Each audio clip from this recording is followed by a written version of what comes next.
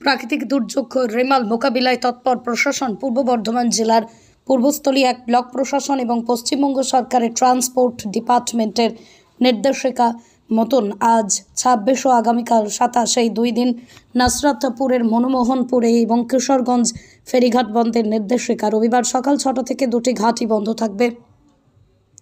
সকাল থেকে সেই রকমভাবে ঝড়ের প্রভাব না পড়লেও বেলা যত এগিয়েছে ততই গঙ্গার ঢেউ বেড়েছে।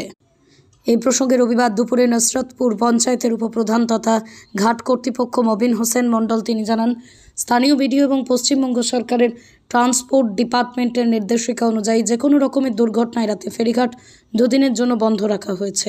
বন্ধ বলতে এই কাল এর জন্য গত পরশু বিডিও সাহেব ফোন করেছিলেন র্যামেল বলে যে প্রাকৃতিক ঝড় উঠেছে, সেই ঝড়টাকে মোকাবেলা করার জন্য 26-27 2 দিন ঘাট বন্ধ রাখতে বলেছিল এবং পশ্চিমবঙ্গ সরকার ট্রান্সপোর্ট ডিপার্টমেন্টে তার নোটিশ করেছে। তার নোটিশ আমরা পেয়েছি এবং যেহেতু মানুষ প্রাকৃতিক বিপর্যয়ে পড়লে বিপদ কখন আসছে কেউ কিছু বলতে পারে না এবং আপনারা জানেন যে গত কয়েক বছর কানলা ঘাটে ভগবান মেলায় প্রাকৃতিক বিপর্যয়ে 20 থেকে 22 জন লোকের প্রাণ হারিয়েছিল। আমরা চাই না চাষি অধ্যুষিত এলাকা হলেও আমরা নোটিশ বোর্ডে নোটিশটা এগিয়ে দিচ্ছি, প্রতিটা মানুষকে বলেছি যে 2 দিন সবজি তুলবেন না, ঘাট আমাদের বন্ধ থাকবে। এটা আমরা ঘাটের পক্ষ থেকে সিদ্ধান্ত নিচ্ছি। বিডিও সাহেব বারবার ফোন করছেন, ওসি সাহেব আমাদের জানাচ্ছেন ঘাট বন্ধ রাখবেন, আমরা সেভাবেই ঘাট বন্ধ রেখেছি। হাওয়া কি উঠেছে? হাওয়া একটু উঠেছে, ঢেউও খেলছে গঙ্গায়। এই মুহূর্তে আমরা নৌকা একদম টোটালি বন্ধ করে ঘাটে তালা মেরে দিয়েছি।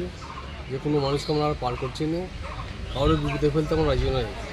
দুটো পয়সার জন্য মানুষ বিপদে পড়বে, সেই বিপদের থেকে জীবনটা চলে গেলে জীবনটা আমরা ঘুরিয়ে দিতে হবে। আপনার পরিচয়?